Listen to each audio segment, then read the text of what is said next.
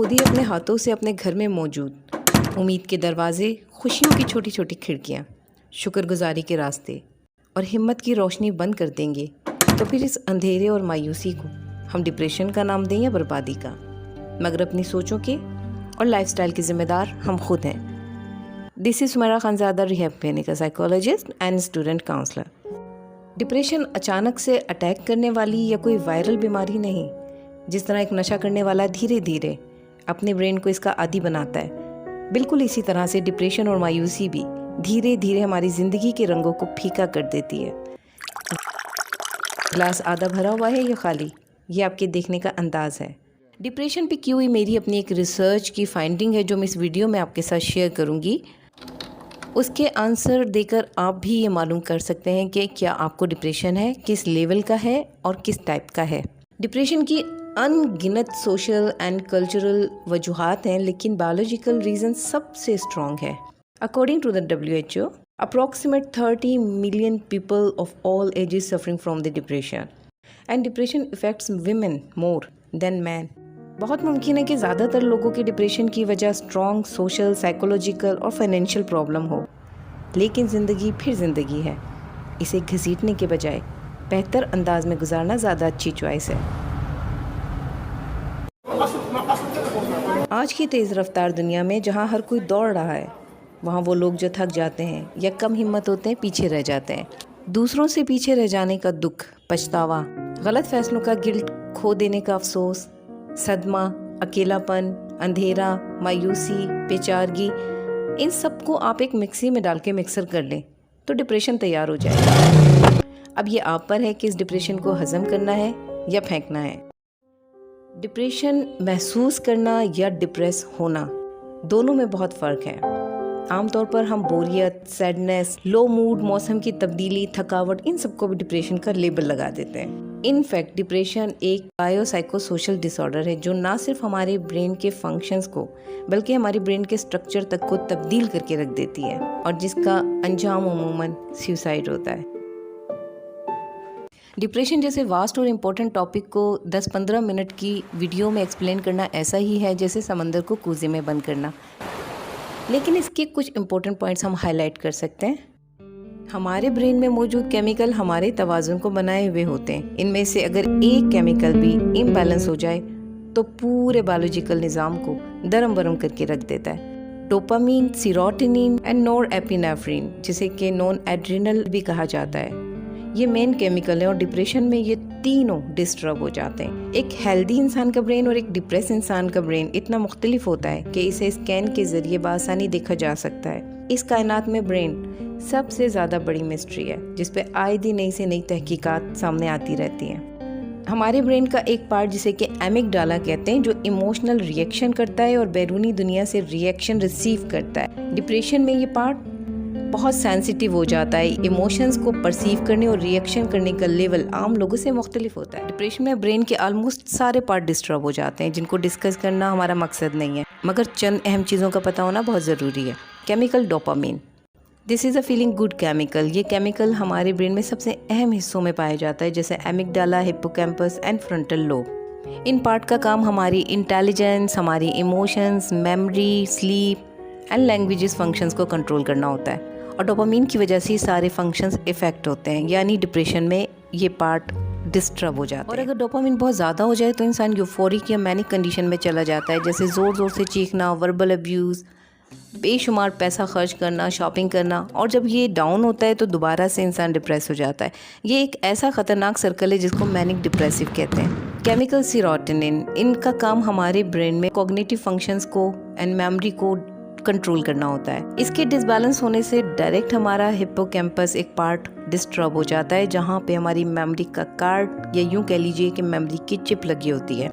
इसीलिए डिप्रेशन में इंसान बार बार चीज़ों को भूलता है। केमिकल नॉरएपिनेफ्रिन, जैसे कि नॉन एड्रिनल भी कहते हैं, जो हमारी fight, flight and freeze response को कंट्रोल करता है। इसके कम हो जाने से हम फ्रीज हो जाते हैं, यानी कि हमारी एनर्जी लेवल इतना लो हो जाता है कि हम लड़ने के बजाय सरेंडर कर देते हैं। यूनिवर्सिटी ऑफ कैलिफोर्निया के professor and neuroscientist doctor Amanda इगुई के मुताबिक जिन्होंने 5 से 9 साल के बच्चों में डिप्रेशन के रुझानात पर डेटा जमा किया। उनके मुताबिक गर्ल्स बॉयज़ के मुकाबले में ज़्यादा जल्दी डिप्रेस हो जाती हैं और बच्चे डिप्रेशन का इजहार बड़ों से मुख्तलिफ करते हैं। वो इरिटेट होकर और चिल्ला के करते हैं। पोस्ट पार्टम डिप्रेशन ख़वातीन में डिप्रेशन की एक बहुत बड़ी वजह है, जिसमें बच्चे की पैदाइश के वक्त केमिकल्स का इम्बैलेंस हो जाना, न्यूट्रिएंट्स की कमी या स्ट्रेस है।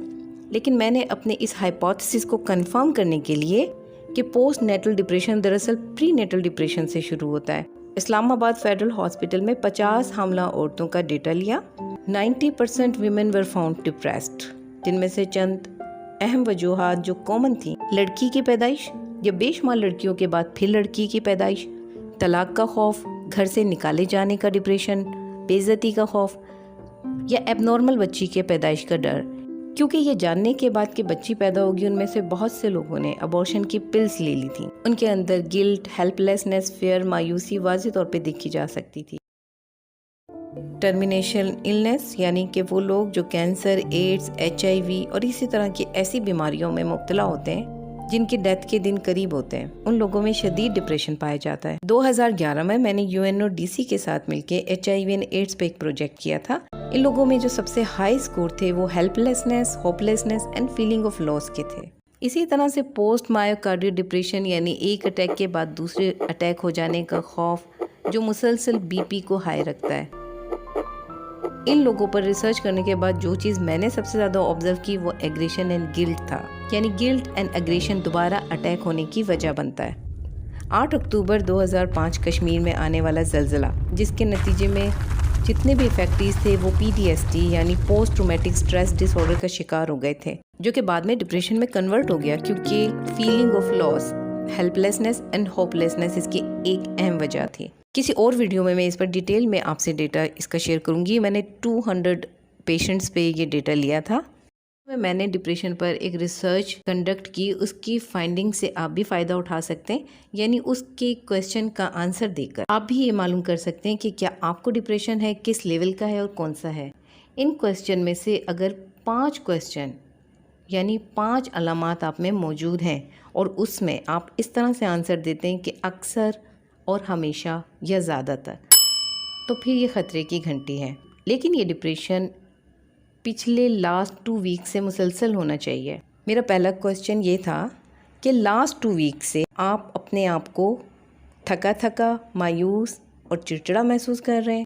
तो 23.9% ने कहा कभी कभी, 42.9% ने कहा अक्सर, 14.8% ने कहा दिन में एक बार एंड 20.5% ने कहा हर वक्त, यानी हमेशा, पिछले लास्ट वीक से कंटिन्यू।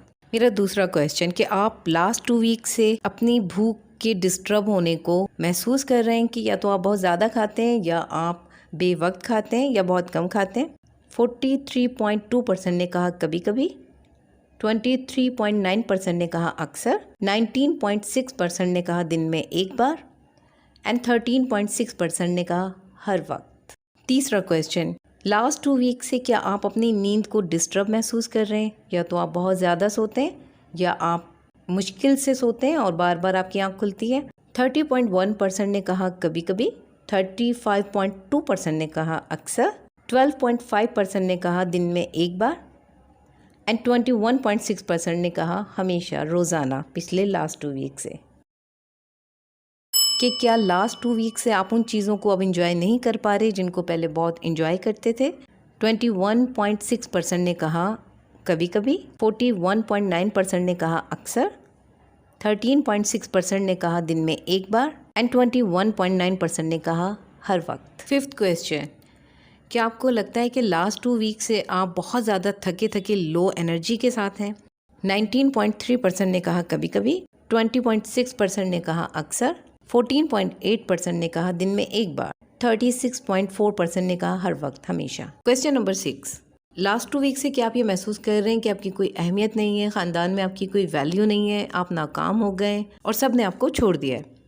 39.8% ने कहा कभी कभी एंड 33% ने कहा बहुत बार, 11.4% ने कहा कि दिन में एक बार, 15.9% ने कहा हर वक्त, यानी पिछले 2 वीक से हमेशा, हर वक्त उनको ये महसूस होता है। क्वेश्चन नंबर 7, क्या आपको पिछले 2 हफ्ते से लगातार ये महसूस हो रहा है कि आप डेली रूटीन के कामों में उस तरह से कंसंट्रेट नहीं कर पा रहे, यानी स्कूल कॉलेजेस के या ऑफिस के काम, टीवी देखना, इन सब पे फोकस नहीं कर पा रहे? तो 28.4% ने कहा कभी कभी, 25.1% ने कहा अक्सर, एंड 20.5% ने कहा दिन में एक बार, एंड 25% ने कहा हर वक्त। Question number 8 and very important question, जब उनसे ये पूछा गया कि पिछले लास्ट 2 वीक से क्या आपको ये सोच आ रही है कि मैं बेकार हूँ, मुझे मर जाना चाहिए या ऐसी ज़िंदगी से मर जाना बेहतर है, तो 51.4% ने कहा कभी कभी, 22.7% ने कहा अक्सर, 18% ने कहा दिन में एक बार, एंड 15.9% ने कहा हर वक्त। अगर इन 8 सवालों में से अगर 5 में आपका जवाब हमेशा या अक्सर में होता है, फिर आपको काउंसलिंग की ज़रूरत है। Major depression always followed by the suicide risk, इसलिए इसको इग्नोर करना ख़तरनाक है। मगर वो लोग जो कभी कभी ऐसा महसूस करते हैं और अपनी ज़िंदगी की रूटीन को घसीट रहे हैं, तो उनके लिए 2 ईयर्स का कट ऑफ स्कोर है। यानी अगर 2 साल तक एक बोर्ड लाइफ में है, सुबह उठकर कोई मोटिवेशन या खुशी महसूस नहीं होती है, कोई अचीवमेंट फीलिंग या फुलफिलनेस नहीं है, कोई इंजॉयबल हॉलीडेज नहीं है, तो इन्हें डिस्थैमिया या फिर इनको परसिस्टेंट डिप्रेशन डिसऑर्डर कहा जाता है। जेनेटिकली न्यूरॉन्स की डेफिशिएंसी या बच्चे की पैदाइश के वक्त माँ का अंडर स्ट्रेस होना, पुअर न्यूट्रिशन, ये सब इसकी वजह बन सकती हैं। परसिस्टेंट डिप्रेशन में मेडिसिन या इंटेंसिव साइकोथेरेपी अगर ना भी ली जाए, तो बेहतर डाइट, लाइफस्टाइल और एक्सरसाइज से इसको कंट्रोल किया जा सकता है। यानी multivitamins, vitamin D, omega 3 and vitamin B12 लेने से या ऐसी ग़िज़ाएँ खाने से जिसमें ये चीज़ें वाफर मिकदार में मौजूद हों, कंट्रोल किया जा सकता है। जनरली हर 10 में से 1 डिप्रेस होता है, लेकिन ओल्ड एज में हर 10 में से 5 डिप्रेस होता है। Chemical and hormonal changing and deterioration के साथ साथ सोशल बिहेवियर भी चेंज हो रहा होता है। Appetite, medicine, retirement, sleep problem और अकेलापन, इस बात को समझने और समझाने की अशद ज़रूरत है कि ज़िंदगी में होने वाला कोई भी ट्रॉमा, चाहे वो डिवोर्स हो, अपनों से दूरी या अपनों को खो देना, गलत फैसलों से किसी अपॉर्चुनिटी को खो देना या गलत डिसीजन से नुकसान उठा लेना, ये सब ज़िंदगी का हिस्सा है। अकेला लड़ना डिप्रेशन को बढ़ा देता है। बेहतर है खुश रहने और खुश रखने की वजह ढूंढ ली जाए और अपने लाइफस्टाइल को बेहतर बनाने के लिए मनफी सोचों और मनफी इमोशंस को निकाल के फेंक दिया जाए। और मेरी हौसला अफजाई के लिए इस चैनल को लाइक, सब्सक्राइब एंड शेयर कर लिया जाए। टेक केयर, अल्लाह हाफिज़।